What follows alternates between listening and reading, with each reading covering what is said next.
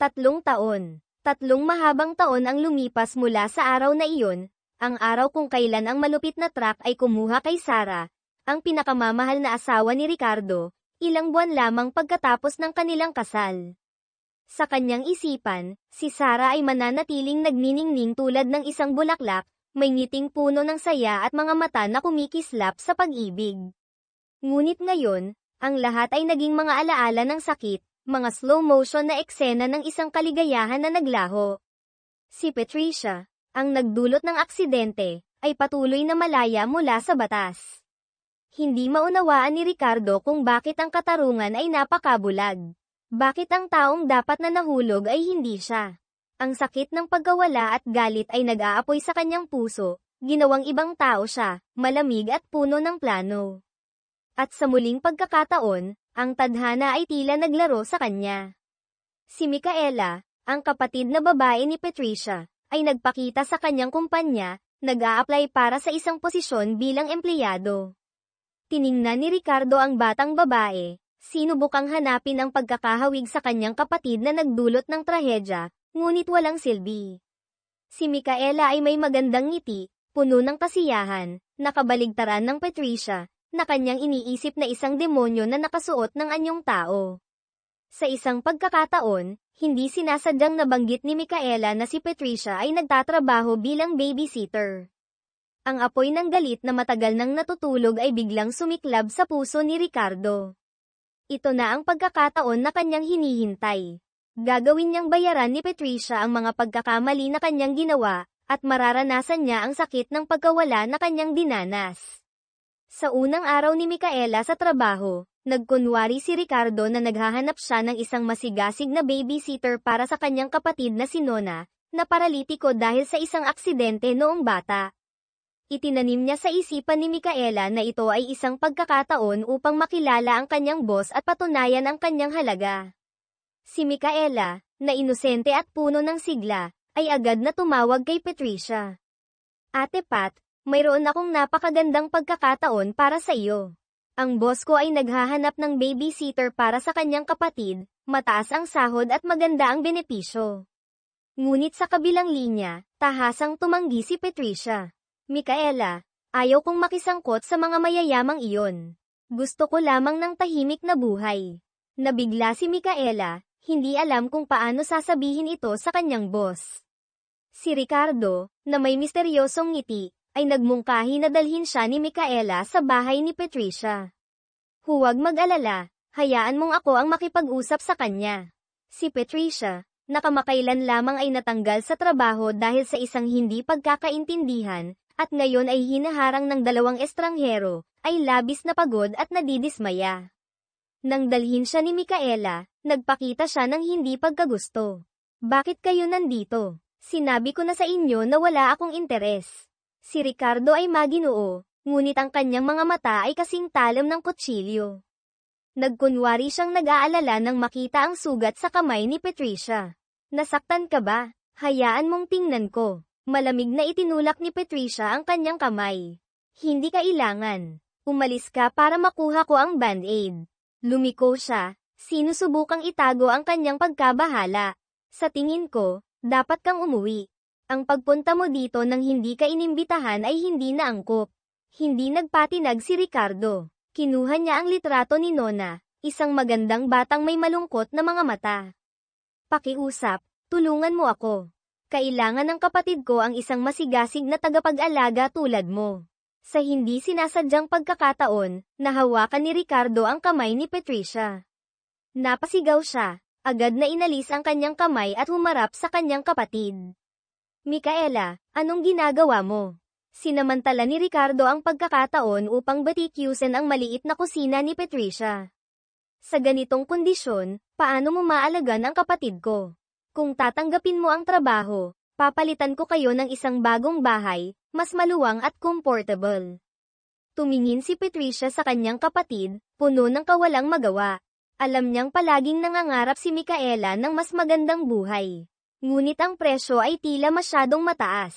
Sa hapunan, maingat na tinanong ni Ricardo ang 2 kapatid, hindi tumitigil sa paghimok kay Patricia na magbigay ng sagot. Napakabuti niya, napakaalaga, na nagdulot ng hindi pagkakaunawa kay Patricia. Matapos umalis si Ricardo, si Patricia ay nakaupo sa tabi ng hapagkainan, nag-iisip. Micaela, parang may kakaiba sa lalaking ito. Dapat kang lumayo sa kanya.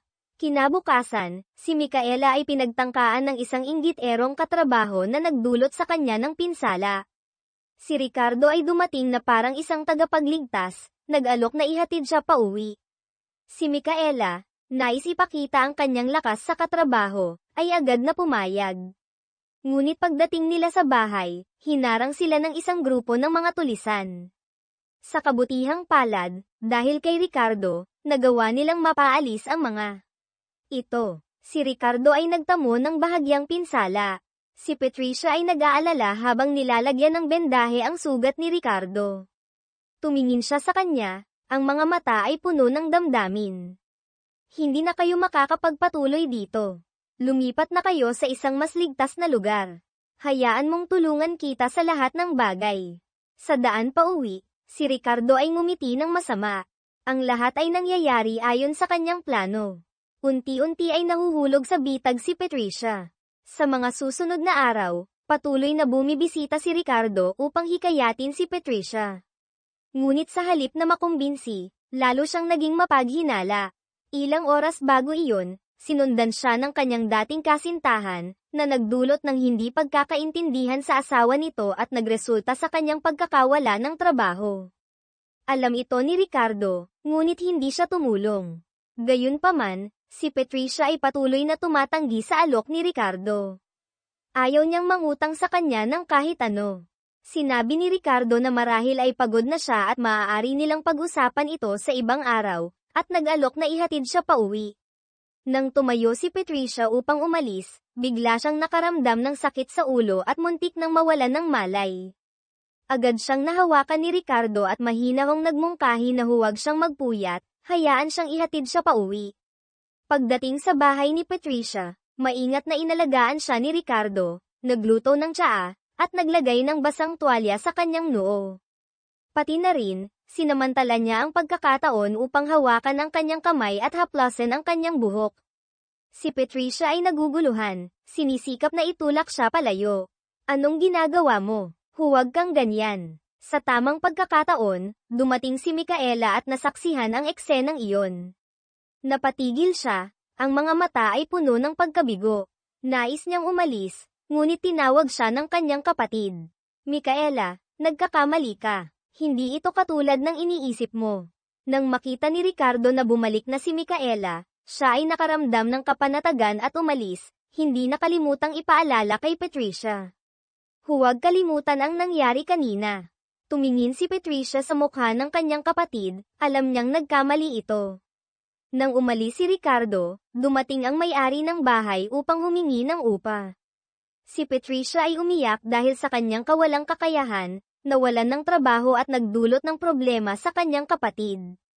Pasensya na, Micaela. Talagang wala akong silbi. Habang sila ay nababalot sa kawalang pag-asa, naisip ni Micaela si Ricardo.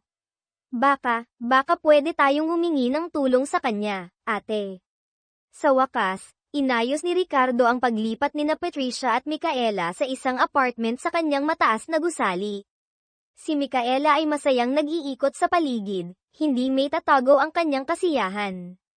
Ate Pat, ang ganda dito. Hindi pa ako nakatira sa ganitong marangyang apartment.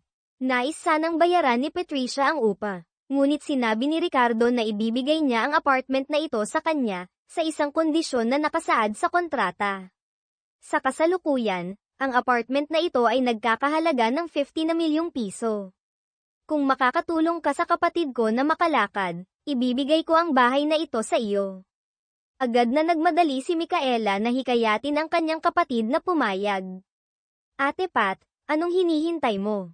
Ito na ang magandang pagkakataon para matulungan si Nona. Si Patricia ay nagdududa kay Ricardo. Ano ba talaga ang gusto mo? Nagpakita si Ricardo ng pagdadalamhati. Lahat ito ay para sa kapatid ko. Gusto ko lamang na magkaroon siya ng mas magandang buhay.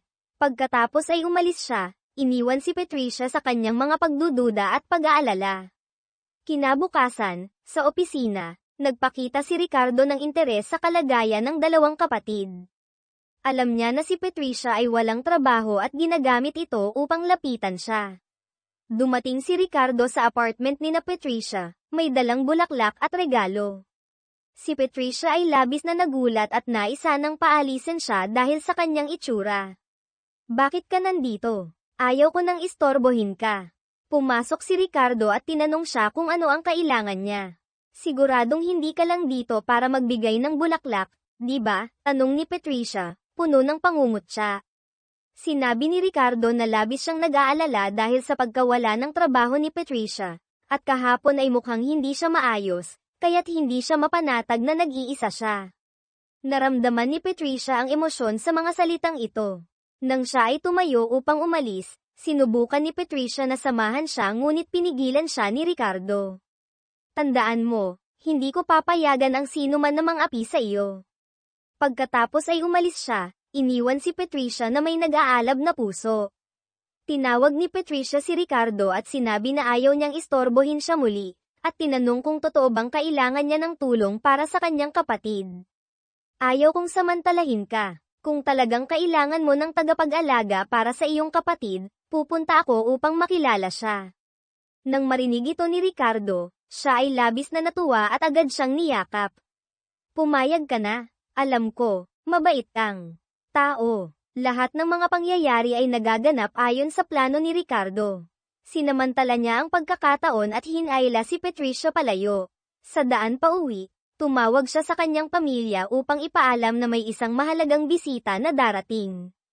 Nang marinig ito ng kanyang ina, siya ay labis na natuwa dahil mula nang mamatay ang kanyang kasintahan, hindi na nagdala si Ricardo ng ibang babae. Alam ni Ricardo na nahihiya si Patricia sa ingay, kaya't umupa siya ng buong sinehan upang manood ng pelikula kasama siya.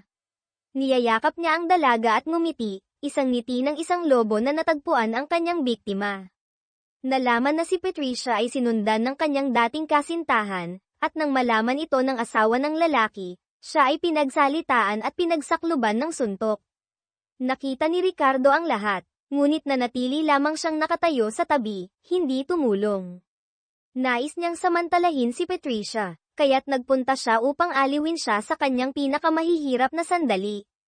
Pagkatapos, dinala niya siya upang bumili ng bagong damit. Habang si Patricia ay nag-aalinlangan dahil sa presyo ng damit, bigla siyang hinawakan ni Ricardo, pinilipit ang kanyang katawan at pinunit ang etiketa. Pagkatapos ay nagpunta na siya upang bayaran ito. Nagulat si Patricia at tumingin kay Ricardo, na may ngiting puno ng misteryo. Malapit nang magsimula ang kanyang plano. Sa gabi, kailangan niyang makuha ang kanyang pahintulot na maging tagapag-alaga para sa kanyang kapatid. Nang ihatid niya si Patricia pauwi, ang lahat ay matagal nang naghihintay. Akala nila ay may girlfriend si Ricardo na darating, ngunit hindi nila inasahan na tagapag-alaga lamang para sa kanyang kapatid. Ang lahat ay labis na nadismaya. Ngunit nang makita ang masigasig na pag-aalaga ni Ricardo kay Patricia sa hapagkainan, alam ng kanyang ina na may nangyayari sa kanilang dalawa. Kaya't nagpasya siyang tumulong. "Patricia, kailan mo balak simulan ang trabaho?" Sinabi ni Ricardo na hindi pa pumapayag si Patricia sa kanya, kaya't dinala niya ito upang makilala ng pamilya. Sa pagkakataong iyon, sinabi ni Nona na agad niyang nagustuhan si Patricia. Kung si Patricia ay darating dito upang magtrabaho, napakasaya nito. Nakita ni Patricia ang mga mata ng lahat na umaasa sa kanya, kaya't wala siyang magawa kundi sumang-ayon. Ngunit sa kaibuturan ng kanyang puso, si Patricia ay patuloy na nakakaramdam ng isang hindi maipaliwanag na pagkabahala. Hindi niya alam na siya ay pumasok sa isang bitag na naitayo mula sa galit at mga plano. Makakawala ba siya sa bitag na ito? O magiging isang manika sa kamay ni Ricardo, ang lalaking may pusong puno ng puot. Sa ilalim ng panghihikayat ni Ricardo at ng kanyang pamilya, sa wakas ay pumayag si Patricia na pumirma sa kontrata bilang tagapag-alaga para kay Nona. Wala siyang kaalam-alam na ito ay isang nakasisilaw na kontrata, isang one-way ticket papuntang impyerno. Nang siya ay pumirma, tila nagbago si Ricardo, ang kanyang mga mata ay malamig at puno ng mga plano. Kahit ang kanyang pamilya ay nakaramdam ng kakaibang pagbabago, Isang malamig na hangin ang biglang bumalot sa mainit na atmosfera. Sa daan pauwi, pinigilan ni Ricardo si Patricia sa pader, ang kanyang mga mata ay nag-aalab. Sobrang pagod ako ngayon, bulong niya, ang boses ay mababa at magaspang. Ngunit sa pag-iisip na araw-araw ay makikita kita, hindi na ako pagod. Si Patricia ay nanginginig, agad na umiiwas sa nag-aalab na mga mata ni Ricardo. Umuwi ka na, sabi niya, sinisikap na panatilihin ang distansya. Masayang sumang-ayon si Ricardo, ngunit bago siya umalis, nag-alok siya na bukas ay personal siyang pupunta upang sunduin siya. Huwag mag-alala, hindi kita pababayaan na mag-isa. Ngunit pagdating sa kanyang silid, nagulat si Patricia nang matuklasan ang isang kakaibang kondisyon sa kontrata. Isang malabong kondisyon na puno ng mga pahiwatig, na nagdulot sa kanya ng labis na pagkabahala. Ilang araw ang lumipas, habang masayang nakikipag-usap si Patricia kay Jiro, ang kapatid ni Ricardo, nahuli sila ni Ricardo. Nagalit si Ricardo at biglang hinayla si Patricia. Anong ginagawa mo? Sigaw niya, ang mga mata ay tila gustong lamunin siya. Nakikipag-usap lang ako kay Jiro, takot na paliwanag ni Patricia. Hinawakan ni Ricardo ang kanyang kamay, ang boses ay puno ng pagmamayari. Akin siya, huwag mong hawakan. Hinayla niya si Patricia palayo mula sa bahay, walang pakialam sa kanyang mahina at walang laban na pagtutol. Dapat mong tandaan, nandito ka upang maging tagapag-alaga para sa aking kapatid, hindi upang makipaglandian sa mga lalaki, banta ni Ricardo. Ang mga mata ay nag-aalab. Hindi na nakayanan ni Patricia ang lahat, ginamit niya ang lahat ng lakas niya upang sapantahin si Ricardo sa mukha. Nagtaka siya, ngunit biglang sumabog ang galit ni Ricardo. Hinawakan ni Ricardo si Patricia at pinilit siyang halikan ng marahas. Ang lasa ng dugo ay kumalat sa kanyang bibig, si Patricia ay nag-aagaw sa kawalang pag-asa. Si Ricardo, na dati ay nakatira sa kanyang sariling apartment, biglang lumipat sa bahay. Ang buong pamilya ay labis na natuwa, lalo na si Nona, ang kanyang kapatid. Bumalik ka ba para sa amin o para sa iba? Tanong ng batang masayahin. Ngumiti si Ricardo ng may pahiwatig, na naging dahilan upang tumingin ang lahat kay Patricia na puno ng kuryosidad. Nagsalita ang kanyang ina, anuman ang dahilan, dapat tayong magpasalamat sa taong iyon. Nang si Jiro ay naghahanda ng magsalita, pinigilan siya ni Ricardo. Kailan ka magkakaroon ng girlfriend? Sinadya niyang ilihis ang usapan, na nagdulot sa lahat ng mga asar kay Jiro. Ang magiging girlfriend ng doktor, tiyak na hindi pasyente kundi nurse. Tumingin si Ricardo kay Patricia, at siya ay agad na umiwas sa kanyang mga mata. Bigla niyang inihayag, bukas ay lilipat ako pabalik sa aking apartment. Ang masayang atmosfera ay biglang nag-freeze. Noong gabing iyon, si Jiro ay nagpunta kay Ricardo habang siya ay nag-iisa at umiinom ng alak. Hindi mo na kailangang lumipat pa, sabi ni Jiro, ang boses ay puno ng pag-aalala. Alam niyang maaaring mahalin ni Ricardo si Patricia. Galit na itinaboy ni Ricardo ang kanyang sinabi. Sino ang nagsabi sa iyo na mahal ko siya? Binalaan niya si Jiro na huwag lumapit kay Patricia. Hindi siya ang taong maaari mong hawakan. Sa huli ng gabi, dahil hindi makontak ni Patricia si Micaela, nagpasya siyang pumunta sa apartment ng kanyang kapatid. Sa pagkakataong iyon, nakatagpo siya kay Jiro. Nang makita niyang labis na nag-aalala si Patricia, inihatid siya ni Jiro sa kanyang sasakyan upang hanapin si Micaela. Nalaman nilang sina Nona at Micaela ay nasa isang bar. Dahil sa sobrang ingay sa silid, hindi nila narinig ang telepono. Pagdating ni Patricia sa condominium, hindi pa rin niya natagpuan ang kanyang kapatid, kaya't siya ay nag-alala at umiyak. Si Jiro ay maingat na nagbigay ng aliw, ngunit sa tamang pagkakataon, dumating si Ricardo. Agad siyang tumakbo at itinulak si Jiro, pagkatapos ay nagalit kay Patricia. Napakagaling, nakikipaglandian ka sa aking kapatid mula sa aking bahay, at ngayon ay lumabas ka pa. Maaari bang huwag mong isipin na ganoon sila? Jiro ang tumayo upang ipagtanggol si Patricia. Nauna ako, ginigipit ni Ricardo. Kung nahuli ko kayo ng kaunti pang oras, baka nagawa na ninyo ang isang bagay na hindi kaaya-aya. Hinayla niya si Patricia palayo, hindi alintana ang kanyang pagtutol. Sa daan pa uwi, mabilis na nagmaneho si Ricardo. Si Patricia ay labis na natatakot, tumalon siya mula sa sasakyan. Sinundan siya ni Ricardo, hinayla siya pabalik at niyakap ng mahigpit. "Ikaw ay akin," sigaw niya. Ang kanyang hininga ay mainit na sumasapaw sa kanyang mukha. Pagkatapos, tumawag si Ricardo kay Rocco, ang kanyang matalik na kaibigan. "Nasa iyo si Nona, di ba?" Nang marinig ang boses ng kanyang kapatid na babae, si Patricia ay humagulgol at sinisi si Nona kung bakit hindi siya nagbalita, kaya't siya ay nag-alala at naghanap sa kanya buong gabi. "Kung may mangyari sa iyo, ano ang gagawin ko?" Sa puntong ito, naaalala ni Ricardo ang eksena ng pagkamatay ng kanyang asawa na si Sarah. Ang pakiramdam ng pagkawala ng pinakamamahal na tao ay nagdulot ng pagkasira sa kanyang mundo. Tumingin siya kay Patricia, at unti-unting humupa ang kanyang mga mata. "Ricardo," tawag ni Patricia sa kanya, hinahatak siya pabalik sa katotohanan. "Paano mo nagawang lumabas sa gitna ng gabi kasama ang kapatid ko?" tanong niya. Ipinaliwanag ni Patricia na si Jiro ay nais lamang siyang tulungan. Galit na sagot ni Ricardo, "Huwag mong ulitin yan sa susunod." Pagkatapos ay hinalikan niya ang kanyang noo, ang boses ay puno ng pagmamayari. "Walang sino man ang dapat humawak sa iyo maliban sa akin." Sinubukan ni Ricardo na makuha ang loob ni Patricia sa lahat ng paraan.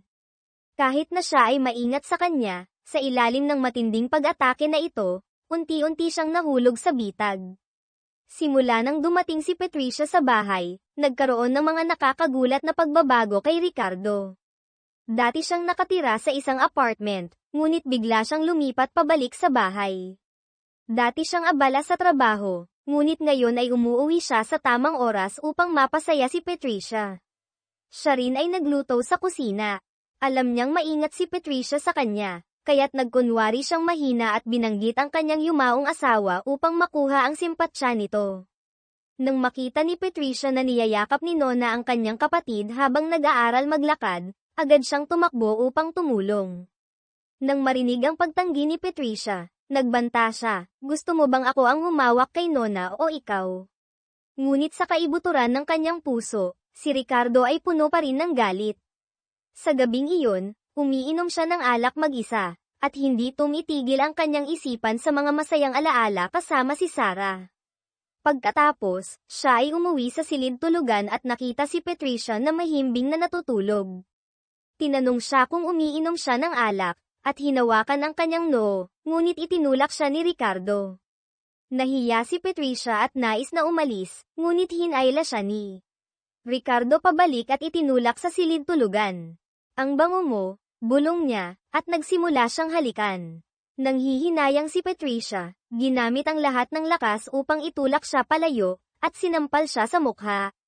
Nagalit si Ricardo, ngunit nang makita ang mga luha ni Patricia, siya ay huminto. Galit na umalis si Ricardo, patuloy na umiinom ng alak upang patahimikin ang kanyang sarili, at sinisisi ang sarili dahil hindi niya kayang magpakatatag. Pagkatapos ng gabing iyon, sinimulan ni Patricia na umiwas kay Ricardo, na nagpalala ng kanyang galit. Sa puntong ito, bumalik si Jiro sa bahay. Nang makita ang magandang tagapag-alaga sa bahay, nagkaroon siya ng masamang intensyon. Nang subukan ni Jiro na lumapit kay Patricia, hindi niya sinasadyang madulas. Bigla, nahampas siya ng mainit na tubig na bagong luto ni Patricia sa kanyang mukha.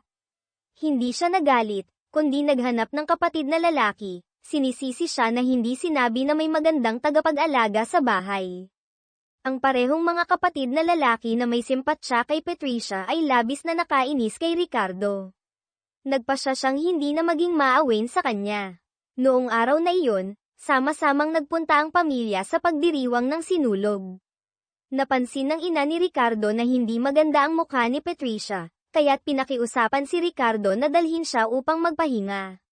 Tumanggi si Patricia, ngunit sa ilalim ng mga panghihikayat ng lahat, sa wakas ay pumayag din siya. Paglabas ng bahay, nakatagpo sila ng aksidente na nagdulot ng trapiko. Sinamantala ni Patricia ang pagkakataon at sinabi, "Baka mas mabuting bumalik na lang kayo." Tumingin si Ricardo sa kanya, at sinabi, "Sige, nagbago na ako ng isip." Nagulat si Patricia at nagtanong, hindi mo ba sinabi na ihahatid mo ako pauwi? Ngumiti si Ricardo. Hindi ko naman sinabi na nagbago lang ako ng isip. Hinayla ni Ricardo si Patricia papunta sa kanyang pribadong eroplano. Tumanggi siya, ngunit pinilit siyang yakapin at pinagsabihan na umupo ng tahimik. Pagkatapos, dinala niya siya sa isang villa sa Tagaytay, kung saan siya nakatira kasama si Sarah. Pinagmamasdan ni Patricia ang magandang tanawin sa paligid. Lumapit si Ricardo sa kanya at sinabi, itong lugar na ito ay itinayo para sa babaeng mahal ko. Hindi mo alam kung gaano ako kasaya na nadala kita dito. Tumingin si Patricia sa kanya, unti-unting hamupa ang kanyang mga mata. Nang halos magdikit ang kanilang mga labi, bigla siyang umiwas. Gutom na ako, sabi niya. Ngumiti si Ricardo. Gagawin kong busog ka. May kaunting pag-aalinlangan si Patricia. Ipinaliwanag ni Ricardo, magluluto ako para sa iyo. Huminga siya ng maluwag. Nagtulungan silang magluto sa kusina, at sabay silang kumain ng mainit na hapunan. Sa gabi, si Patricia ay nakaupo sa tabi ng swimming pool upang magpahinga. Maingat na dinalhan siya ni Ricardo ng tuwalya. Sinabi ni Patricia, dapat na tayong umuwi. Nang tumayo siya, hinayla siya ni Ricardo pabalik. Ayaw ko pang umuwi, ipinahayag niya, matapos umalis ng mahal ko, ikaw na ang tanging babae na nais kong yakapin. Tinanong ni Patricia, bakit ako? Sumagot si Ricardo, marahil ito ay tadhana. Nais ni Patricia na umalis, ngunit habang nag-aagawan sila, pareho silang aksidenteng nahulog sa tubig. Nagsaya silang naglalaro, at nangyari ang dapat mangyari. Gayunpaman, sa umaga kinabukasan, nagising si Patricia na puno ng pagsisisi sa kanyang mga ginawa. Pumasok si Ricardo sa silid, at agad na nais ni Patricia na umalis. Hinarang siya ni Ricardo. Saan ka nagmamadaling umalis? Nangangatog si Patricia, dapat tayong umuwi. Sumagot si Ricardo, sobrang saya ko kagabi. Ipinahayag ni Patricia na ayaw niyang pag-usapan iyon, na hindi dapat iyon nangyari. Sumagot si Ricardo, ngunit sinadya kong gawin iyon. Namangha si Patricia at tumingin sa kanya. Anong sinasabi mo? Ngumiti si Ricardo at naglabas ng isang makapal na sobra. 200,000 peso, sapat na ba? Sa galit, sinampal ni Patricia si Ricardo sa mukha. Ikaw ay isang walang hiya. Sinabi ni Ricardo na hindi siya makakabawi sa kanya. Tinanong ni Patricia kung ano ang ginawa niya upang tratuhin siya ng ganoon. Hindi sumagot si Ricardo, kundi pinakiusapan siyang magbihis at sumama sa kanya pauwi. Noong araw na iyon, inimbitahan ni Ricardo si Lyra, ang kanyang yumaong kapatid na babae, na kumain sa bahay. Nang magkita ang dalawang magkapatid, masaya silang nagyakapan. Nagpasalamat si Patricia sa ina ni Ricardo, ngunit sinabi ng kanyang ina, si Ricardo ang dapat pasalamatan. Biglang nakaramdam si Patricia ng pangamba. Tumingin siya kay Ricardo na maingat na inaalagaan si Lyra sa hapagkainan, paminsan-minsan ay sumusulyap kay Patricia na tila nag-aakit. Sa buong gabi, pinahirapan si Patricia sa isip. Nang hindi na niya kayang tiisin, nakipagtalo siya kay Ricardo. Huwag kang lumapit sa kapatid ko, babala niya. Ngumiti si Ricardo nang may pang-aasar. Wala kang karapatang mag-utos sa akin. Ikaw ay isang empleyado ko, dapat kang sumunod sa akin. Patuloy na sinaktan ni Patricia si Ricardo. Ikaw ay isang walang hiya.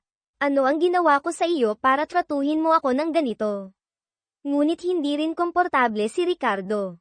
Sa puntong ito, dumating si Jiro upang hanapin si Patricia. Nalaman na pagkatapos niyang hilahin si Patricia, nag-away sila sa daan pauwi. Naiwan si Patricia sa gitna ng daan. Sa kabutihang palad, nakatagpo siya ng isang mabait na driver na naghatid sa kanya pauwi, ngunit dahil sa pagod at nabasa ng ulan, tumakas siya sa bahay ng kanyang matalik na kaibigan. Sa wakas, dumating si Jiro upang sunduin siya, ngunit pagkatapos ay nawalan siya ng malay. Nang tanungin ni Jiro kung bakit siya umuwi kasama si Ricardo at ganito ang nangyari, si Patricia ay nasaktan at hindi makasagot. Ang pag-aalala ni Jiro para kay Patricia ay lalong nagpagalit kay Ricardo. Pagkatapos, nag-away silang dalawa tungkol dito, na lalong nagpalala ng galit ni Ricardo kay Patricia. Gayunpaman, sa isang pag-uusap sa bahay, Upang bigyan ng pribadong espasyo ang dalawa, iminungkahi ng ina ni Ricardo na magbakasyon ang buong pamilya, kasama sina Jiro, Lyra, at Patricia. Ito ay nagbigay ng pagkakataon kay Ricardo na patagilid na saktan si Patricia. Habang naglalaro siya kasama si Lyra, sinadyang nagdulot si Ricardo ng takot kay Patricia. Gayunpaman, hindi alam ni Lyra na ang perpektong lalaking ito ay ginagamit siya upang saktan ang kanyang kapatid. Pagkatapos, nagpasimula ang dalawa ng isang laban sa paglalaro ng bola. Hamon ni Ricardo na ibato ang bola kay Patricia, at agad siyang nag-rebound. Ang laro ay biglang naging isang larangan ng digmaan. Pagdating sa bahay, tinanong ni Ricardo si Patricia ng maraming bagay, kahit na tinanong pa ang tungkol sa mga kapatid niyang lalaki. Si Patricia ay nalulumbay at sinisisi ang sarili. Isang araw, biglang natuklasan ni Patricia na siya ay buntis. Nais niyang pag-usapan ito kay Micaela, ngunit nanalangin siya sa kanyang kapatid na huwag ipaalam kay Ricardo. Ngunit sa oras na iyon, pumasok si Ricardo at nakita ang eksena na nagyakapan silang dalawa. Ang kanyang mga mata ay nagdilim, parang isang bagyo ang paparating. Ngayon ay nauunawaan na ni Patricia ang tunay na pagkatao ni Ricardo. Matapos malaman na siya ay buntis sa kanyang anak, mas pinili niyang hayaang magkamali si Ricardo tungkol sa relasyon nila ni Jiro, at hindi niya isisiwalat ang tungkol sa pagbubuntis. Nais lamang niyang mabilis na matapos ang lahat ng ito at umalis kay Ricardo.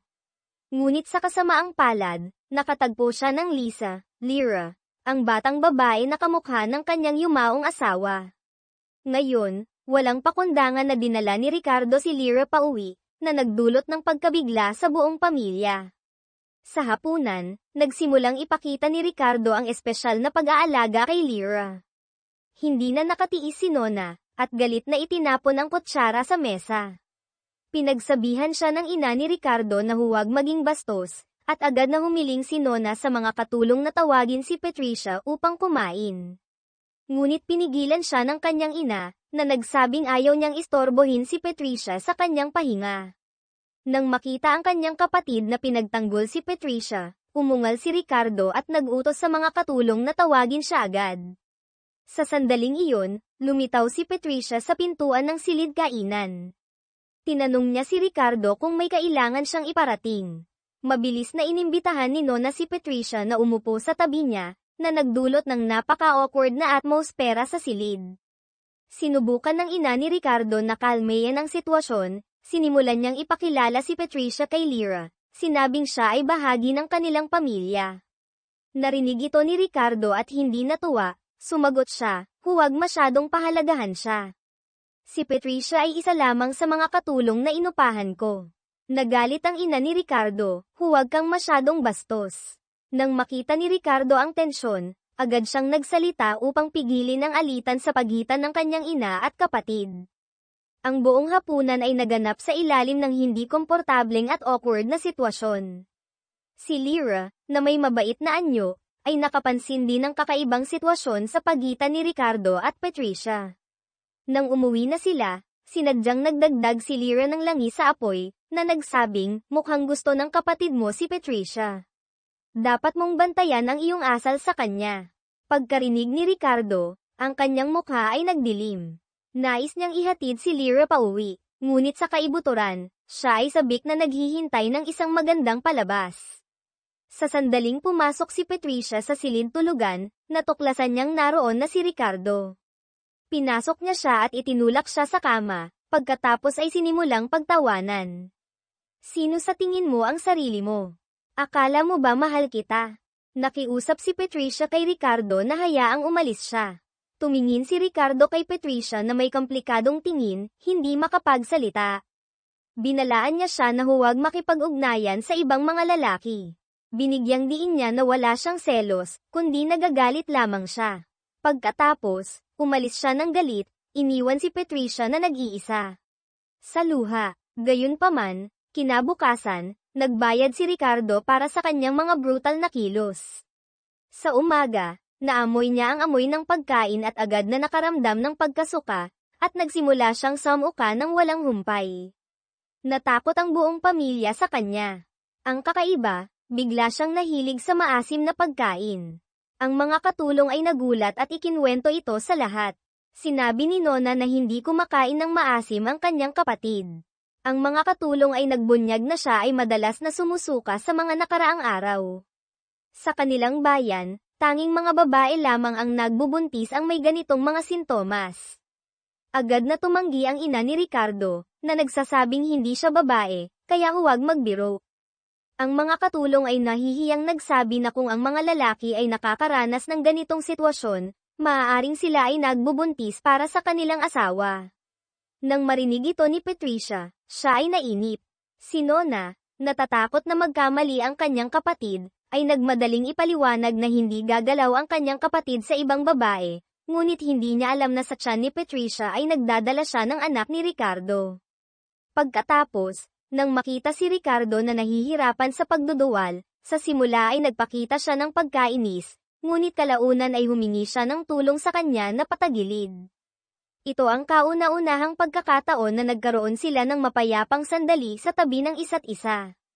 Ngunit hindi nagbago si Ricardo at muling nagsimula ng pakikipag-date kay Lyra. Nakaramdam si Lyra na ito na ang kanyang pagkakataon, kaya't sinimulan niyang planuhin ang kanyang mga hakbang laban kay Patricia. Nang makita niyang namimili si Patricia sa supermarket kasama ang ina ni Ricardo, sinadyang binanggit ni Lyra ang tungkol dito sa harap ni Ricardo at nagkunwaring humahanga sa kanilang pagmamahalan. Sa kasamaang palad, pagdating ni Ricardo sa bahay, nakita niyang hawak ni Jiro ang kamay ni Patricia. Nalaman na noong araw na iyon, nadiskubre ni Nona ang lihim na relasyon ni Micaela at Rocco, ang matalik na kaibigan ni Ricardo. Dahil dito, nagkaroon ng malaking alitan sina Nona at Micaela. Ayaw makinig ni Ricardo sa anumang paliwanag, nag-away na naman sila ni Patricia, at nagkaroon ng malamig na digmaan sa loob ng ilang araw. Ngayon, si Lisa ay nagmakaawa na kumain ng cake na ginawa ng ina ni Ricardo, kaya't dinala niya ang babae na ito pauwi. Si Lyra ay nagpakitang gila sa ina ni Ricardo, ngunit labis na naiinis si Nona. Nagsimula siyang magmukhang nagtatampo. Agad na niyakap ni Ricardo ang kanyang kapatid, at pagkatapos ay humiling na humingi ng tawad si Nona kay Lyra. Tumanggi si Nona ng matigas. Nang biglang tumayo si Nona, agad na tumayo si Patricia upang ipagtanggol ang kanyang kapatid. Umiyak si Nona habang niyayakap si Patricia. Nagalit ang ina ni Ricardo at sumigaw, "Mga bata ba kayo at nag-aaway ng ganyan?" Ang pagdating ni Lyra ay nagdulot ng malalim na hidwaan sa pamilya ni Ricardo. Pagkatapos, agad niyang dinala si Lyra pauwi. Nais ni Lyra na samantalahin ang pagkakataong ito upang manipulahin si Ricardo, ngunit tumanggap siya ng tawag mula sa kanyang kapatid.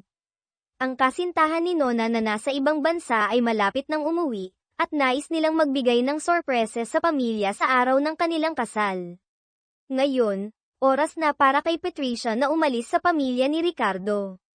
Noong araw na iyon, namili si Patricia kasama ang kanyang magiging biyenan at ang mag-asawa ni Nona para sa mga singsing na pangkasal.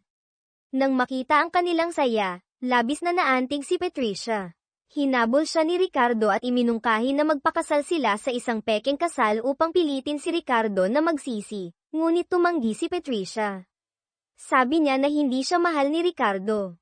Maingat na pinunasan ni Ricardo ang mga luha ni Patricia, inaliw siya, at niyakap siya. Ngunit nahuli ito ni Lyra sa kanyang kamera.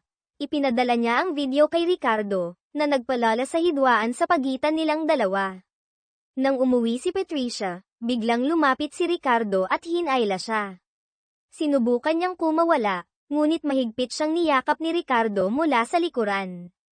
Sa tabi niya, "Napakamahinhin mo, pero sa tabi ko, napakahirap mo namang makisama," bulong niya, puno ng hinanakit. Pagkatapos, pinilit niyang halikan si Patricia. Gumamit siya ng lahat ng lakas upang itulak siya palayo at tumakbo. Pareho silang nalulumbay sa labis na sakit. Ngayon, dinala ni Ricardo si Lyra sa labas para kumain, ngunit nakita niya ang isang pamilyar na mukha, ang kanyang surgeon sa plastic surgery. Natakot siya at naghanap ng dahilan upang pumasok sa banyo. Gayunpaman, ang taong nakipagtagpo sa kanya ay kaibigan ni Patricia. Lumapit siya upang bumati. Akala ni Ricardo ay kasama niya si Patricia, ngunit nang malaman niyang kasama niya si Lyra, lumabas ang pagkadismaya sa kanyang mukha. Pagkatapos, ipinakilala niya ang kanyang kaibigan bilang sikat na surgeon sa plastic surgery. Narinig ni Lisa ang lahat at labis na nag-alala. Sa kabutihang palad, umalis ang dalawa sa restaurant. Dito lamang naglakas loob si Lisa na lumabas. Ngunit sa malapit, nakatagpo pa siya ng dalawang dating kaibigan. Nagtago siya sa sulok at hindi makalabas. Narinig niya ang mga ito na nag-uusap tungkol sa kanyang nakaraang tagumpay. Upang hindi mabunyag ang kanyang lihim, lumapit siya upang takutin ang kanyang kaibigan. Nagkaroon ng alitan at habang tumatakbo ang kanyang kaibigan, nagkaroon ito ng aksidente at namatay. Sa pagkakataong ito, nagpakita siya ng ngiti ng tagumpay, na parang naalis ang isang tinik sa kanyang mata. Nagtungo si Patricia kasama si Kim at ang kanyang kapatid na babae upang pumili ng wedding dress. Nang subukan ng kanyang kapatid, biglang lumitaw ang dating kasintahan ni Patricia. Agad siyang niyakap ni Ricardo at sinabihan ang lalaki na huwag nang sumunod kay Patricia. Ngunit hindi ito nagpakita ng interes at sinimulang sisihin si Patricia kung bakit hindi siya sumasagot sa kanyang mga tawag at mensahe. Sinabi ng dating kasintahan ni Patricia na umaasa siyang maibalik ang kanilang relasyon. Tumugon si Ricardo na dahil siya ang kasintahan ni Patricia ngayon, niyakap niya siya ng mahigpit at sinabi na malapit na silang magpakasal. Pagdating sa bahay, pumasok si Ricardo sa silid ni Patricia at hinayla siya. Sinabi niyang hindi pa siya nagpapasalamat sa kanya. Upang saktan siya, sinabi ni Patricia na siya ang dapat humingi ng tawad. Dumating ang kanyang dating kasintahan upang makipag-ayos, ngunit itinaboy siya ni Ricardo. Pagkatapos, itinutulak siya ni Patricia palayo. Sa galit, ginamit ni Ricardo ang kanyang mga labi kay Patricia. Ang halik na ito ay tila hindi katulad ng dati, nagbago ang tingin ni Ricardo sa kanya. Pagkatapos, sinabi niya na handa siyang tanggapin ang anumang paghingi ng tawad mula sa kanya, at nag-atubiling umalis. Sa puntong ito, biglang nagising si Patricia. Agad niyang nilak ang pinto, at hindi sinasadyang humawak sa kanyang mga labi. Si Ricardo naman ay nahuhulog sa alaala ng kanilang nakaraan, nagpakita ng ngiti. Ngunit nang maalala ang mga eksena kung siya ay kasama ng iba, nawala ang kanyang ngiti. Sa kanilang pag-uusap, hindi sinasadyang nabanggit si Lyra.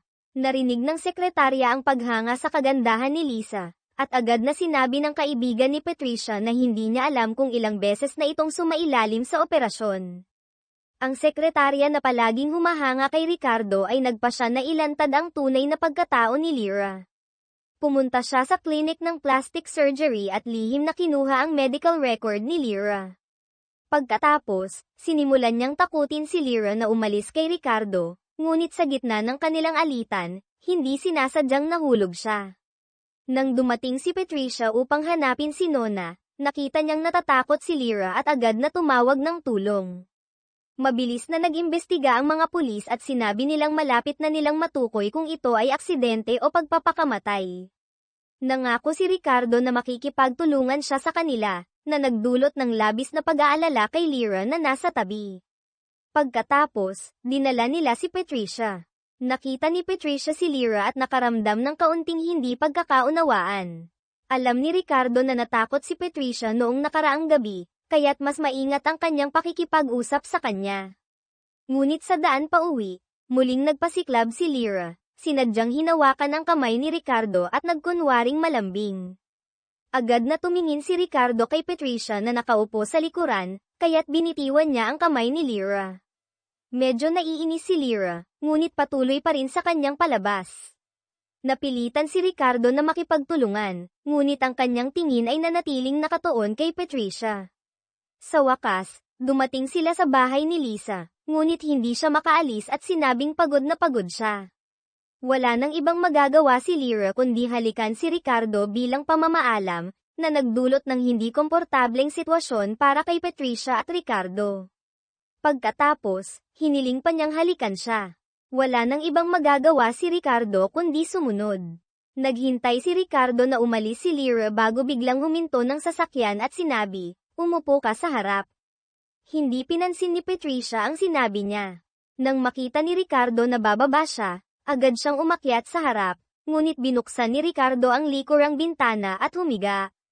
Tinanong ni Patricia kung ano ang gusto niyang gawin, at sumagot siya na gusto niyang magpahinga. Tumingin si Patricia sa kanya na may kawalang magawa. Gusto niyang umalis, ngunit hindi siya mapakali, kaya't naupo na lang siya sa tabi. Si Ricardo ay lihim na tumingin kay Patricia, at pagkatapos ay nagpa siya na matulog. Sa gayon, nagkaroon ng tahimik na gabi ang dalawa sa loob ng sasakyan. Kinabukasan, nang magising si Ricardo at makita si Patricia na mahimbing na natutulog, hindi niya napigil ang dahan-daang humipo sa kanyang buhok. Nang magising si Patricia, agad na nagkunwari si Ricardo na natutulog. Tinawag siya ni Patricia na bumangon, at sinabi niyang dapat na silang umuwi. Ngunit sa pagkakataong ito, nakita ni Ricardo na may mga tao na nananalangin, kaya't hinayla niya si Patricia papunta roon. Sa hindi inaasahan, siya ay nananalangin para sa kanyang sekretarya. Nagulat si Patricia kay Ricardo, hindi niya akalain na mayroon siyang ganitong panig. Ngunit sinabi ni Ricardo na ang mga mabubuting tao ay kanyang tutulungan, ngunit ang mga hindi mabuti ay hindi niya patatawarin. Tumawag ang kapatid na babae ni Ricardo, at nang marinig niyang may nangyaring masama kay Patricia, agad siyang nagpanik at umuwi. Sinimulan niyang hanapin si Patricia sa lahat ng dako, at nang makita siya, agad siyang dinala sa ospital.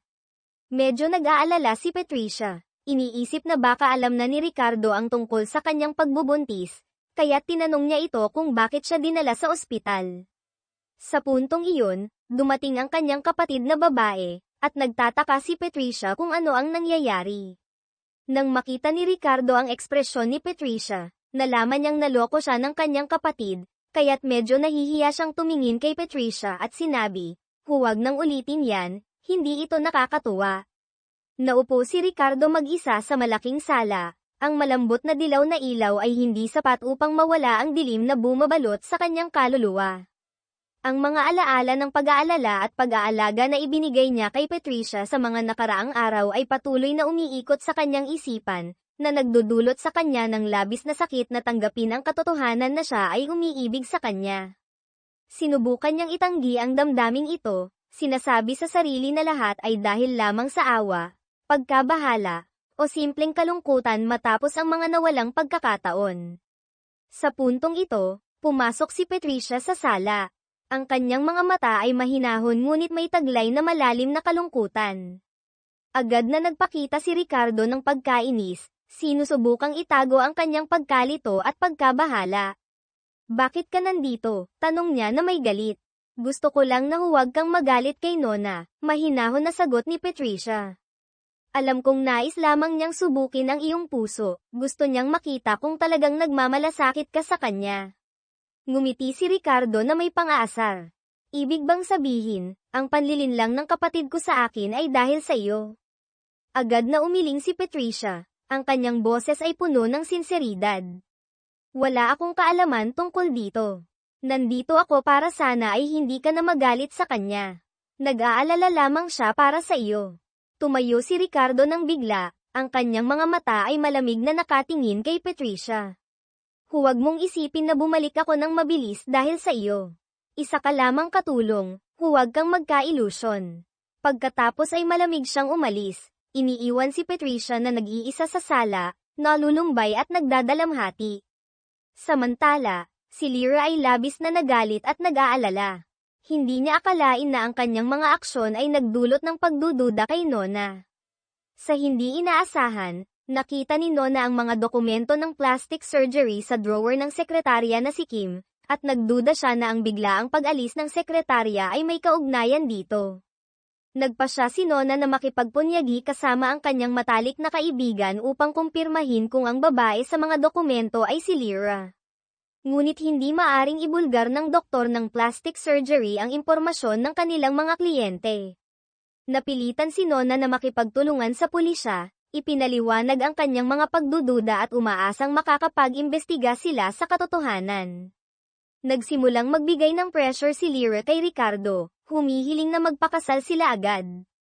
Gusto niyang makuha ang opisyal na katayuan at siguraduhin na ang kanyang mga lihim ay hindi mabubunyag. Banta pa niya na aalis siya kay Ricardo at babalik sa Amerika kung patuloy siyang magdadalawang isip. Noong gabing iyon, nag-iisip si Ricardo at hindi makatulog. Nakaramdam siya ng pagkabagot at pagkapagod. Hindi niya alam kung ano ang dapat gawin o kung sino ang dapat pagkatiwalaan. Habang nagiinit ng kape, aksidenteng dumaan si Patricia. Nakita niyang nasunog si Ricardo. Bagamat nais niyang umalis ng tahimik, nagpasya siyang bumalik. Okay ka lang ba? Tanong niya na puno ng pag-aalala. Hindi sumagot si Ricardo, tahimik na pinapanood si Patricia na naglalagay ng yelo sa kanyang paso. Hindi maalis ng kanyang mga mata ang pagtingin kay Patricia, at napagtanto niyang kahit gaano pa man siya magtago, patuloy pa rin ang kanyang pag-aalala para sa kanya. Siguradong okay na ito, sabi ni Patricia. Umungol si Ricardo na puno ng kayabangan, ngunit sa kanyang puso, siya ay nakaramdam ng init. Bagamat hindi nila tinatanggap ang kanilang damdamin sa isa't isa, hindi nila may iwasang mag-alaga sa isa't isa. Nang maghanda na si Patricia na umalis, sabay silang tumawag sa isa't isa, ngunit hindi nila maipahayag ang kanilang sasabihin. Sa wakas, sinabi ni Patricia, bukas na ang kasal ng kapatid mo. Magpahinga ka na. Nag-atubili siya sandali, at pagkatapos ay nagpaalala, malapit na ring matapos ang kontrata natin. Maaaring matapos na rin ang aking misyon. Ang paalala ni Patricia ay nagdulot ng isang hindi mapigil ang damdamin kay Ricardo, ngunit hindi. Siya nagsalita, pinabayaan si Patricia na tahimik na umalis. Ang pagsisimula ng masayang kasal ng kanyang kapatid ay nagdulot ng katapusan sa komplikadong relasyon ng kanyang kapatid na lalaki. Kinabukasan, sa kasal ni Nona, si Ricardo ay nakatayo sa entablado bilang best man. Tiningnan niya si Patricia, na itinalaga bilang bridesmaid, habang papalapit ito sa kanya. Hindi maikubli ng kanyang mga mata ang pag-ibig at paghanga. Nagkatitigan sila, na nagdulot ng paghanga mula sa mga tao sa paligid. Hinawakan ni Ricardo ang kamay ni Patricia, sinubukan niyang hilahin ito, ngunit mahigpit itong hinawakan ni Ricardo, na nagdulot ng galit kay Lisa na nakaupo sa ibaba. Pagkatapos, isa-isa nang lumabas ang iba pang mga pares ng best man at bridesmaid, na lumikha ng isang romantikong at masayang tanawin. Sa wakas, dumating na si Nona. Nang isuot ng groom ang singsing sa kanya, hinayla niya ito palapit at tumingin kay Patricia. Nagngitian silang dalawa, at biglang tumayo si Nona, na nagdulot ng gulat at emosyon sa lahat. Ito ang sorpresa na inihanda nila para sa lahat. Lahat ay naantig at napaiyak, maliban kay Lyra na labis na nagalit. Tumitig siya kay Ricardo at Patricia, at sa galit ay pumasok siya sa banyo. Pumasok din si Patricia at ang kanyang matalik na kaibigan sa banyo, at aksidenteng narinig ni Lyra ang kanilang pag-uusap. Nalaman ni Lyra na si Patricia ay buntis sa anak ni Ricardo. Labing-labing nagalit si Lyra. Pumunta siya kay Ricardo at niyayakap siya ng mahigpit, nagtatanong, mahal mo pa ba ako? Nakita ni Patricia ang eksenang ito, at ang kanyang puso ay parang naputol. Agad siyang umalis. Sinundan siya ni Nona at nagtanong, mahal mo na ba si Ricardo? Nanatiling matatag si Patricia sa kanyang pagtanggi, ngunit nakita ni Nona ang tunay na nararamdaman ng kanyang kapatid. Pinaalalahanan niya si Patricia na dapat niyang ipaglaban si Ricardo at ibunyag na siya ay buntis sa kanyang anak. Labing-labing nagulat si Patricia. Tumingin siya kay Nona at alam niyang hindi na niya may tatago ang katotohanan. Kinailangan niyang aminin ang lahat kay Nona. Nais ni Nona na pag-usapan ito kay Ricardo, ngunit sinubukan ni Patricia na pigilan siya. Sa pagkakataong iyon, may tumawag sa kanila upang kumuha ng mga larawan. Mischievously, hinayla ni Nona si Patricia upang tumayo sa tabi ni Ricardo, na nagdulot ng galit kay Lisa. Napatawa rin ang dalawang kapatid na lalaki sa matapang na kilos ng kanilang kapatid na babae. Sa wakas, natapos ang kasal ng masaya. Ngunit sa gabing iyon, pumunta si Patricia kay Ricardo at sinabi na aalis siya pagkatapos ng 7 araw. Hindi na niya kailangan ang pera o bahay mula sa kontrata. Tinanong ni Ricardo, sigurado ka bang wala kang kailangan? Sumagot si Patricia, nasabi ko na ang lahat ng nais kong sabihin. Umikot si Ricardo, sinusubukang itago ang mga luha na handang pamatak. Nang humarap si Patricia upang umalis, tinawag siya ni Ricardo. Nagkatitigan silang dalawa, ngunit sa huli, walang isa sa kanila ang nakapagsalita. Naghintay hanggang kinabukasan, nang magplano si Nona para sa buong pamilya na mag-honeymoon, tumanggi si Patricia at sinabi na aalis na siya. Lahat ay labis na nagulat. Tumingin si Ricardo at nagtanong, may nais ka bang sabihin? Malupit na sumagot si Ricardo, wala akong sasabihin. Ngunit si Jiro ay umusad at nagsalita.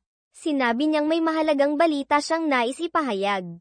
Lahat ay nag-alala at tumingin kay Jiro, hindi alam kung ano ang kanyang sasabihin.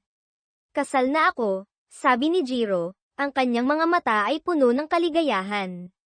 Sa hindi inaasahan, si Jiro at Micaela ay lihim na nagparehistro ng kasal.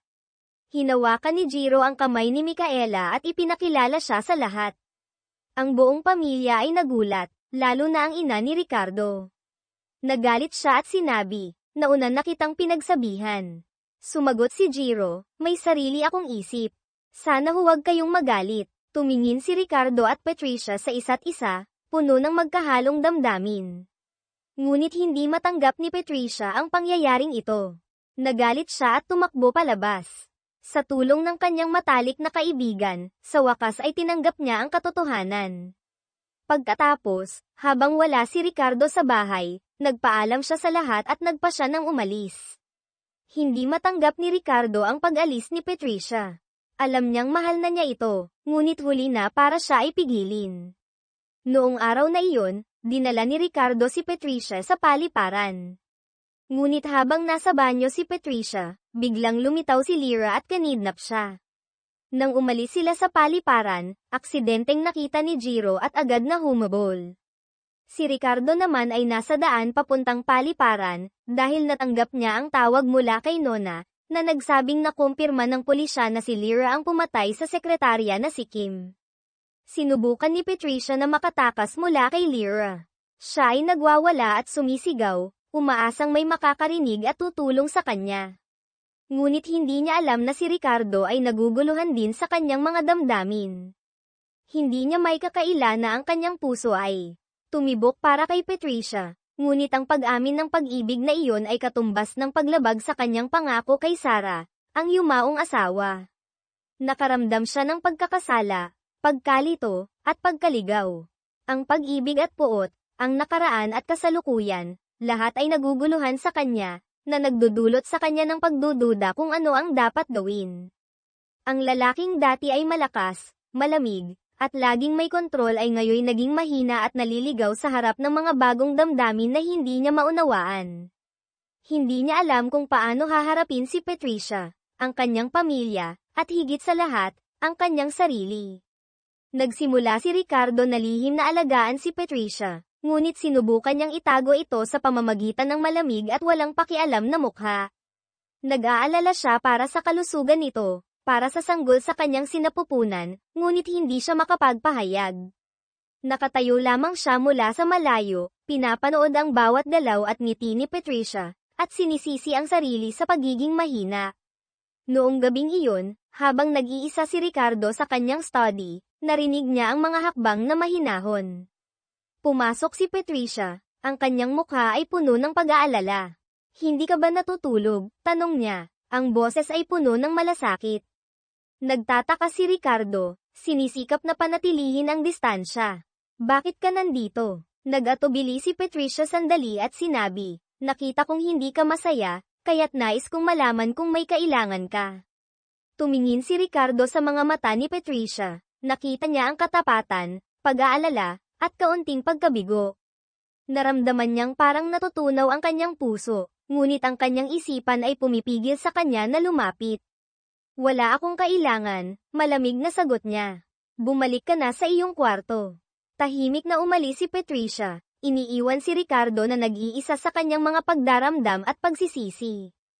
Alam niyang nasaktan niya ito, ngunit hindi niya alam kung paano ayusin ang lahat. Kinabukasan, nagpa siya si Ricardo na baguhin ang kanyang estratehiya. Hindi na siya makakapagpatuloy sa pagtakas sa kanyang mga damdamin, kailangan niyang harapin ang mga ito at hanapin ang solusyon. Nagdesisyon siyang kausapin si Patricia at ipaliwanag ang lahat. Pumunta siya sa pintuan ng kwarto ni Patricia, huminga ng malalim, at kumatok. Ngunit sa halip na si Patricia, si Nona at Micaela ang nagbukas ng pinto. Pareho silang tumingin sa kanya na may mapanukso at puno ng kahulugan. "Kamusta?" sabi ni Nona na may pang-asar. "Bakit ka nandito para kay Patricia?" Naguguluhan si Ricardo. "Gusto ko lang sanang makipag-usap sa kanya ng kaunti." Nagtatawanan si Micaela. "Kailangan mong maghintay." Abala si Patricia. Hindi naiintindihan ni Ricardo kung ano ang nangyayari, alam niyang pinagtatawanan siya. Naramdaman niyang nagalit at nahihiya, ngunit hindi siya makagawa ng anuman. Noong gabing iyon, nagpa siya si Ricardo na kumilos. Alam niyang kung patuloy siyang tatakas, mawawala si Patricia sa kanya magpakailanman. Pumunta siya sa pintuan ng kwarto niya at naghintay.